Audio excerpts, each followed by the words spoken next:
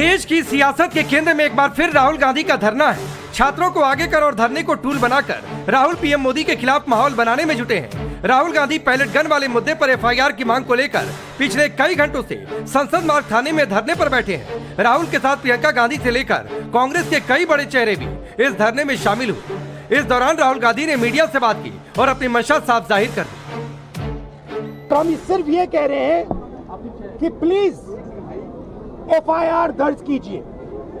अंदर से हमें बताया जा रहा है कि देखिए ऊपर से ऑर्डर आया है, एफआईआर नहीं हो सकता है। सिंपल सी बात है, जब तक एफआईआर नहीं होगा तब तक हम यहां से नहीं हिलने वाले हैं। मुद्दा यही है एफआईआर, और अफसोस की बात है, बड़ी निंदनीय बात है, ये अस्वीकार्य बात है, इसको हम कभी स्वीकार नहीं कर सकते। और मैं समझता हूं गैर संवैधानिक बात है जो बीजेपी की ओर से इस मुद्दे को ध्रुवीकरण के चश्मे से देख रहे हैं। पैलेट गन को लेकर करीब एक महीने बाद फिर से कांग्रेस की तरफ से सियासी शोर मचाने पर बीजेपी हमलावर है। बीजेपी ने राहुल गांधी और कांग्रेस पर अराजकता वाली सियासत का आरोप लगा दिया। सबसे बड़ी बात यह है कि जो लोग पीड़ित थे वो सुप्रीम कोर्ट गए और सुप्रीम कोर्ट ने स्वयं एक हाई पावर्ड कमेटी बनाई है जिसकी अध्यक्षता एक रिटायर्ड सुप्रीम कोर्ट के जज कर रहे हैं। उसमें 2 जज और हैं। आपको नियम कानून का कोई सम्मान नहीं करना राहुल गांधी। जो आपके मन में आएगा तो बस जहां जाके धरने पर बैठ जाएंगे और अराजकता फैलाना शुरू करेंगे। थाने के बाहर जाकर कैमरे के सामने बैठकर राहुल गांधी क्या साबित करना चाहते हैं? क्या नेता प्रतिपक्ष का देश की न्यायपालिका पर विश्वास नहीं है क्या? सच्चाई यह है कि राहुल गांधी खुद को सुर्खियों में जिंदा रखने के लिए यह कैमरा जीवी ड्रामा कर रहे हैं। आपके सामने 2 तस्वीरें हैं। पहली आज की जब राहुल गांधी फिर से धरने पर बैठे हैं और दूसरी तब की जब पीएम आवास के बाहर राहुल गांधी ने प्रदर्शन किया था। सवाल है कि क्या राहुल गांधी ने पीएम मोदी के खिलाफ धरने को सियासी हथियार बना लिया है? सवाल यह भी पूछा जा रहा है कि जब हिंसा के मामले में सुप्रीम कोर्ट ने पहले ही 5 सदस्यों वाली एक हाई पावर्ड कमेटी बना दी है, उसमें धरने से नया नैरेटिव सेट करने की कोशिश क्यों? विरोध प्रदर्शन की एक ऐसी तस्वीर जयपुर से आई जहां सीजेपी के कार्यकर्ता सरकारी स्कूल का निरीक्षण करने पहुंचे तो स्थानीय लोगों ने जमकर विरोध किया, हाथापाई भी हुई। लेकिन सवाल है कि आखिर सीजेपी किस हैसियत से निरीक्षण करने गई थी? क्या इसलिए कि वहां भी बीजेपी की सरकार है? और क्या ये सब सिर्फ और सिर्फ मोदी विरोध की राजनीति को हवा देने की कोशिश हो रही है? Bureau report, times now Bharat. तो चलिए अब ये रिपोर्ट देखिए। मैं आपका परिचय आज के मेहमानों से करवाता हूं। तुहिन सिन्हा भारतीय जनता पार्टी के नेता और प्रवक्ता, शुभ्रास्ता पॉलिटिकल एनालिस्ट के तौर पर अब से थोड़ी देर में जुड़ेंगी। डॉक्टर अजय उपाध्याय स्टूडियो में मौजूद है, कांग्रेस पार्टी के नेता और प्रवक्ता। तारिक खान समाजवादी पार्टी के नेता और प्रवक्ता, और सतीश के सिंह सर वरिष्ठ पत्रकार। आप सभी का बहुत बहुत स्वागत है। शुरुआत आज मैं अजय उपाध्याय आपसे करता हूं और सवाल यह है कि जब मामला सुप्रीम कोर्ट में है, एक कमेटी भी बनी हुई है, तो धरना क्या सिर्फ माहौल बनाने के लिए? बड़ा अच्छा प्रश्न है। यदि धरना आपका हिसाब से या देश की भाजपा के हिसाब से यदि ये लग रहा है कि माहौल बनाना है, तो हाँ भाई, ऐसे अन्याय करने वालों के विरुद्ध तो माहौल बनना ही चाहिए। जिस तरह से सरेआम छड़े पर छड़े उस बच्चे के आंख तक में, उस विद्यार्थी के आंख तक में आपने मार दिया, उस पर क्या एफआईआर भी लॉन्च नहीं करना सरकार कर सकती?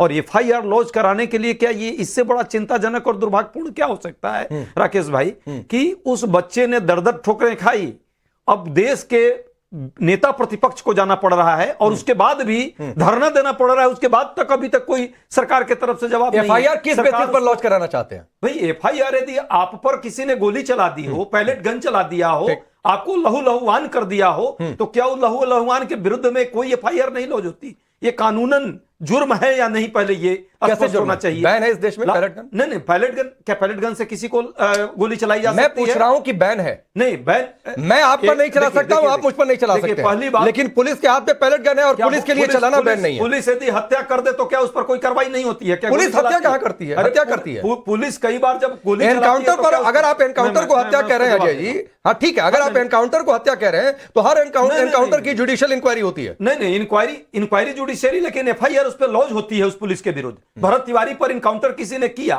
तो क्या उस पर कार्रवाई होगी कि नहीं?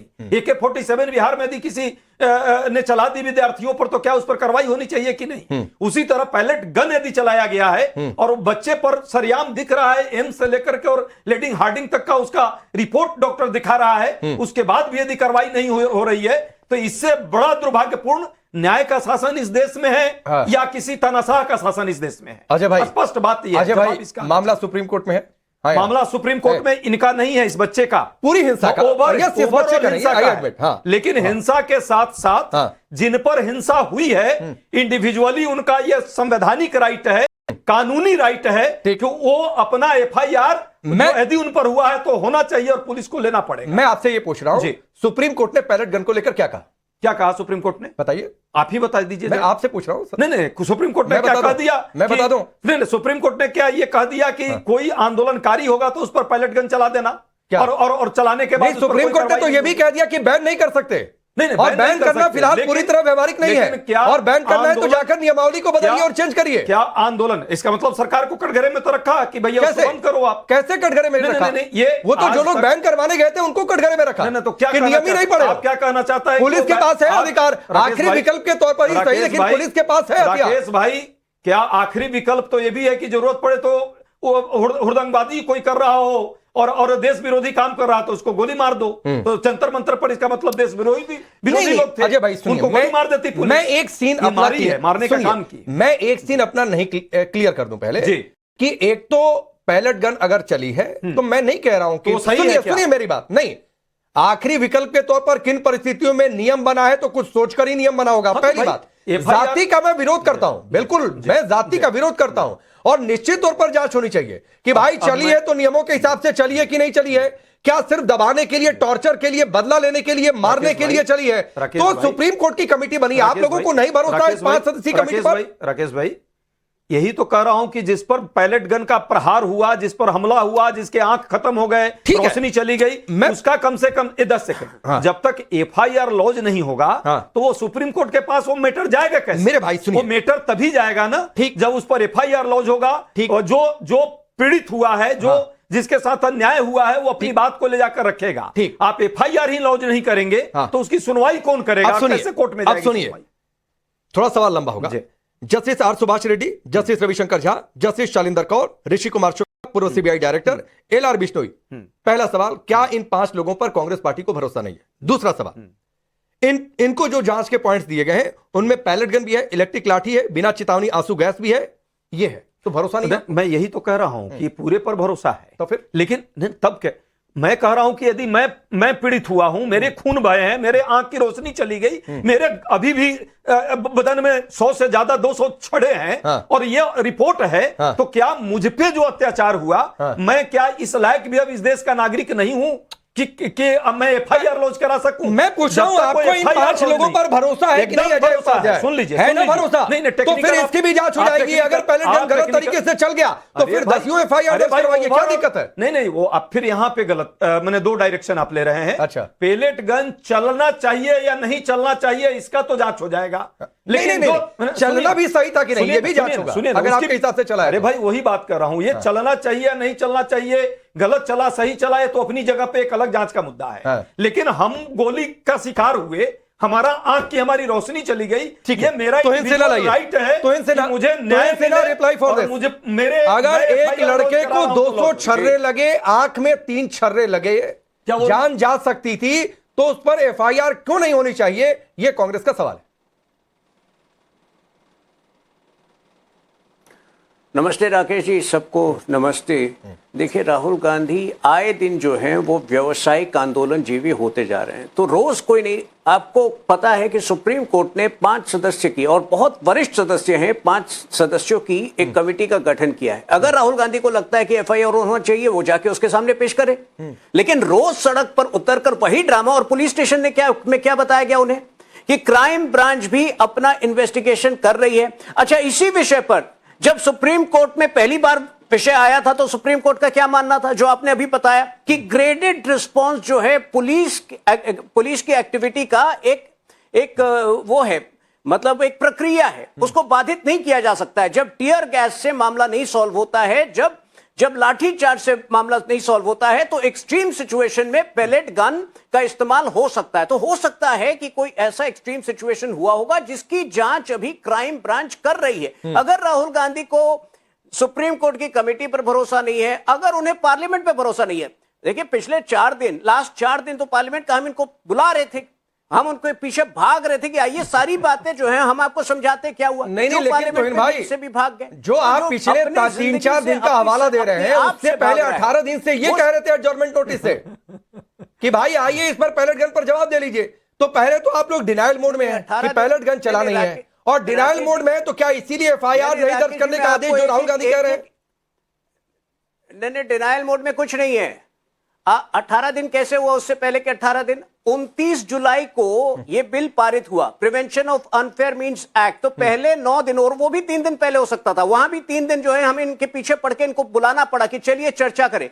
29 के बाद क्या पार्लियामेंट और कोई विषय नहीं ले सकता है?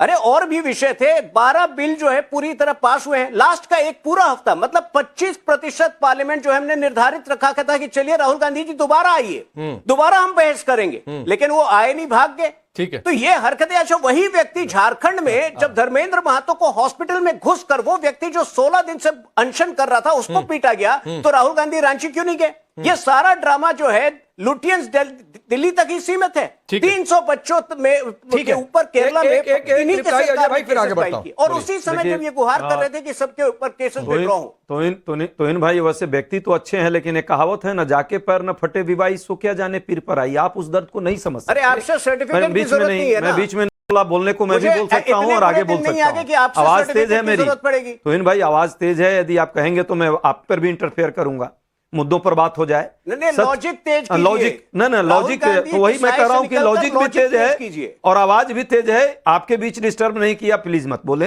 फिर आगे डिबेट इसी तू मैं चली जाएगी। सच पूछिए कि क्या आप मुझे जो व्यक्ति सर्टिफिकेट दे रहे थे, मैंने ठीक है सुन लीजिए तोहिन भाई, थोड़ा बहुत टोका टाकी ठीक है, लेकिन एक बार सुन लीजिए। क्या किसी पर गोली चली हो, किसी के आंख चले गए हों, पैलेट गन चलाए गए हों, ये कानून का शासन इस देश में है और कानून कहता है कि ऐसी व्यवस्था हुई है तो वो व्यक्ति इंडिविजुअली मुकदमा दायर करेगा, एफआईआर लॉन्च हो जाए पहले उस एफआईआर। अजय भाई सुनिए, नहीं मैं आप ही के पास मैं आप ही के पास हूं। आप बार-बार जो कह रहे हैं ना कि कानूनी गैर कानूनी, तो मुझे आप सिर्फ ये आप बोलिए, मैं आपको अगले 1 मिनट और देता हूं। आप सिर्फ ये साबित करिए कि पैलेट गन गैर कानूनी करेंगे। पहले आप करेंगे, नहीं मैं कर दे दीजिए। मैं सिर्फ मैंने तो मुझे क्या बोलना है मैं वही बोल रहा हूं, बस बोलिए, मेरी बात पूरी होने दीजिए, मैं दूसरे में डिस्टर्ब नहीं करता। पूरी करिए। किसी व्यक्ति के साथ अन्याय हुआ, इतना बड़ा अन्याय हुआ, देश के नेता प्रतिपक्ष को यदि जाना पड़ा, इससे बड़ा दुर्भाग्यपूर्ण कुछ हो ही नहीं सकता। ये पूरा देश देख रहा है कि जब नेता प्रतिपक्ष के जाने के बाद भी एफआईआर लॉन्च नहीं उस व्यक्ति पर, व्यक्ति के अगेंस्ट में हो रहा है जिसने पैलेट गन चलाई या जिसने जो पीड़ित है उसकी न्याय की मांग है। पहली प्राथमिकता होती है एफआईआर दर्ज कर दोगे तो भी जाकर के उन 5 जजेस के कमिटी में उस हिंसा का काउंट होगा। आप तो काउंट ही नहीं होने देना चाह रहे हो। पैलेट गन चलना चाहिए नहीं चलना चाहिए वो कमिटी अपना तय करेगी, लेकिन हिंसा जिस पर हुआ यदि वो लोगों का एफआईआर लॉन्च नहीं होगा तो कोर्ट को कैसे पता चलेगा, उस कमिटी को कैसे पता चलेगा कि कितने लोग इसमें हिंसा के शिकार हुए? जब